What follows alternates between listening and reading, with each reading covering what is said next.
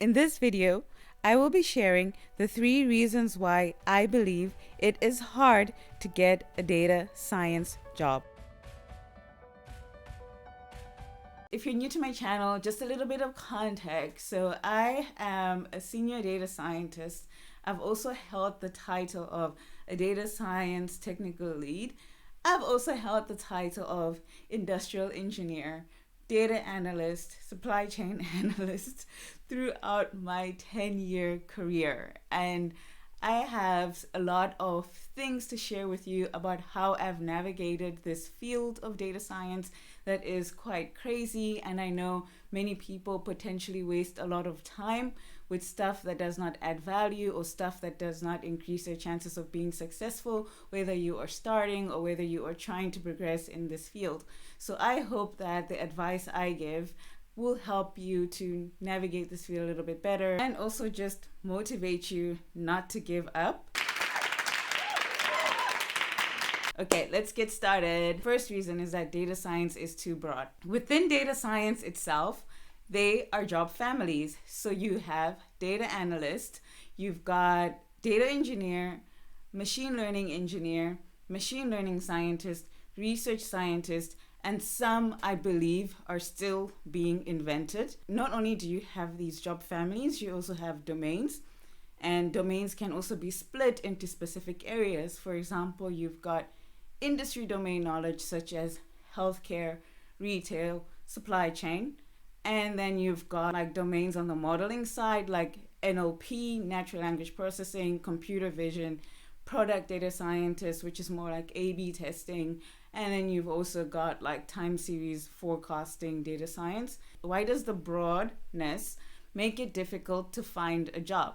Well, it creates some blurred lines, right, as to what the data science job is. You will find that even the recruiter and the hiring manager are also speaking different languages, that they are not aligned as to what the role actually is. So you can be successful with the recruiter call, then have an interview with the hiring manager and be like, is this the same job?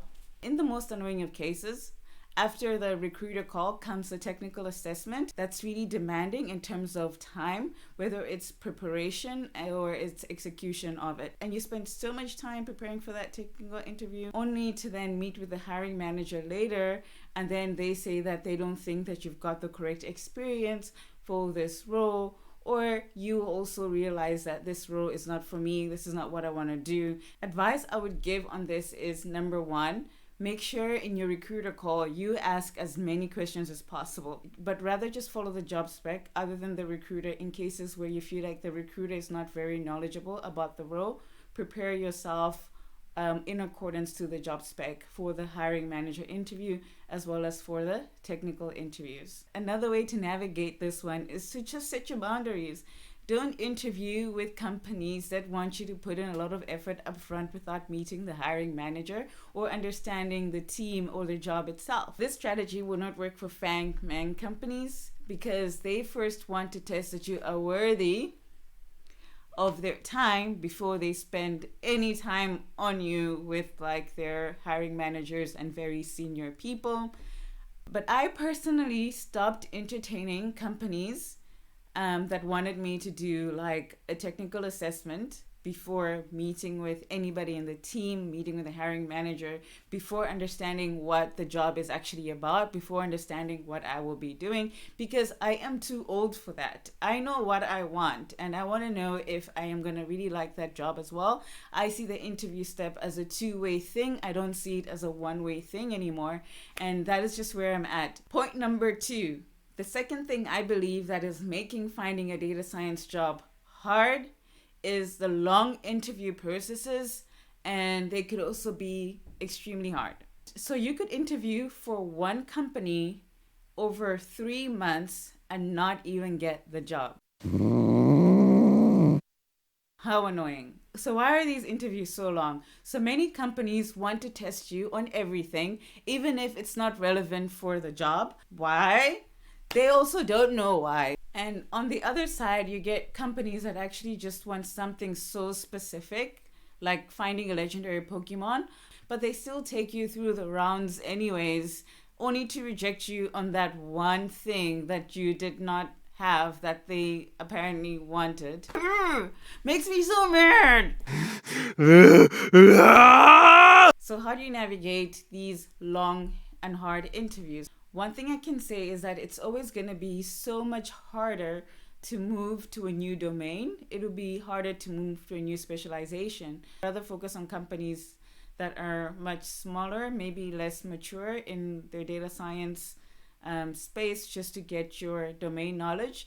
And then when you've got that specialization expertise, and you can be a little bit more ambitious and apply for the bigger, more mature companies. If you're already an experienced professional like myself, it is better to wait for roles or apply for jobs that are more suited for the skill sets that I've acquired in my previous jobs, and apply to those. If I do want to get new domain knowledge and enter a new industry, it's always going to be much harder to get a senior position, but I could perhaps get in with a much less senior position and then work my way up. But I have to be comfortable with the idea of pretty much like letting go of titles or letting go of my seniority in favor of entering a new domain, a new space.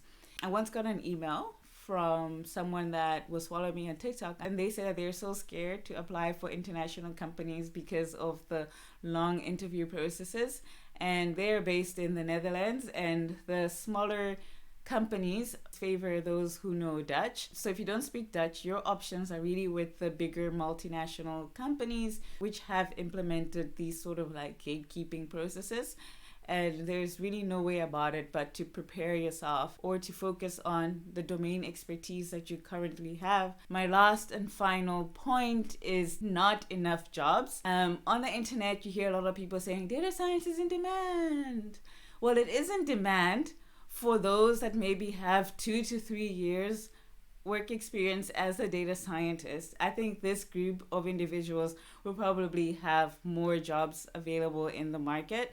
So if you have like 2 3 years of experience working as a data scientist, building models, have deployed models to production and manage these models in production, or have added business value somewhat, you're probably hot in the market right now. When I was navigating the job market, I did not find a lot of senior data science positions, more in the terms of like principal data science positions, data science manager positions, head of data, data science team lead, data science technical lead. Like for one data science team lead position, so there's like 10 data science jobs out there, or data analyst jobs, or just a data engineering job. On top of that, many companies don't see data science as an entry-level position, so there's not a lot of like junior data science positions out there. They're also quite rare to find. That's why many people without experience are struggling to get into the field and have to do like portfolios and a lot more groundwork in order to prove that they have some experience that mimics real world problems. So what are my tips on how to navigate this not so many jobs scenario? Again, this really depends on where you are in your journey. So if you're just starting out and looking for your first job, do things that can help you stand out, building your portfolio. Don't be afraid to do free work in forms of internships, although I don't believe in unpaid internships, but you gotta do what you gotta do in order to get your foot in the door. For those that are more mid-career data scientists that have hit sort of like the sweet spot in the market, you will probably find a lot of job opportunities. It's just a matter of realizing what you want to focus on, what domain you want to specialize in, and making those decisions early on now. Don't stay too long in a position that you don't want, that won't make you marketable in the next 2 to 3 years. Don't be afraid to explore what is out there. Don't be afraid to check whether your skill set is still very competitive or not. I also believe like the 2 to 3 year data scientists, like knowledge will vary and will be different for each individual.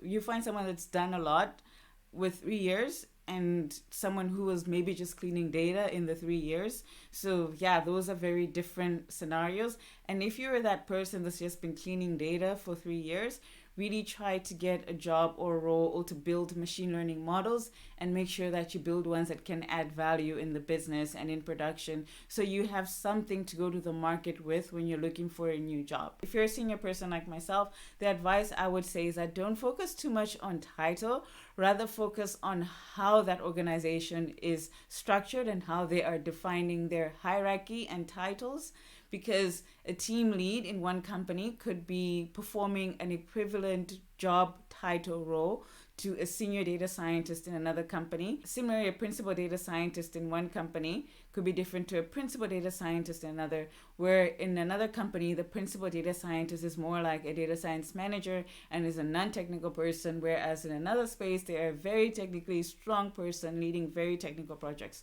So don't be afraid to apply for jobs that do not have team lead in them, but just include like senior machine learning scientist or senior data scientist. Look into that job spec, still apply for it, and ask the questions during your interview. So this already broadens the amount of jobs that you can apply for. So that is pretty much it. Hope that you've gained something out of it. I really try my best to not only just tell you this is what's scary about being a data scientist, but also tell you like it's scary out there, but these are some of the things you can do to make it less scary. And if you enjoyed this video, please do give it a like for the YouTube gods out there, and make sure to subscribe to my channel. Bye bye.